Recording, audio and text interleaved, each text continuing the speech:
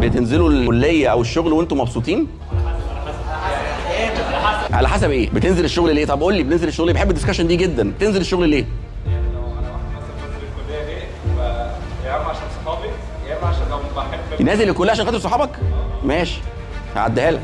طب ما اصحابك ممكن تشوفوا يوم الخميس في اي كافيه، تخرجوا تيجوا الكليه، تتجمعوا في الكليه. طيب حلو جدا، تخرج تروحوا الكليه. طيب الناس بتنزل الشغل مبسوطه؟ مبسوطين جدا الحمد لله. لا سيريسلي اقول لك على حاجه، في انواع من الناس بينزلوا الشغل وهم مبسوطين، الحمد لله انا واحد منهم، ودي نعمه تحمد عليها ربنا. الحمد لله لو بتنزل شغلك وانت مبسوط. صح بيجي لنا ايام بتبقى نازل الشغل وانت مضغوط شويه او انت متضايق، بس اجمالا طول السنه انا بنزل شغلي وانا مبسوط. ليه؟ لانه الشغل بتاعي بقى مختلف عن الروتين، لقيت شخصيتي اللي انا بحبها في شغلي، عملت ابداعات معينه في الشغل اللي انا فيه، لقيت ان انا بقيت بروح الشغل مبسوط. انا كل يوم بروح العب وباخد فلوس اخر الشهر، وهقول لكم اللعب ازاي. بس اللي بيحرك الواحد فعلا الكلمه اللي انت قلتها ايه؟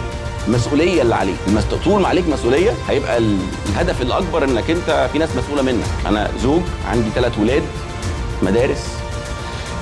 عارفين مدارس؟ عارفين اسعار المدارس؟ طيب تمام. لا وانت فاكر ان المرتب بيجيب المدارس؟ لا في حاجات كتيره فايتاكوا، هنقعد نتكلم فيها مع بعض.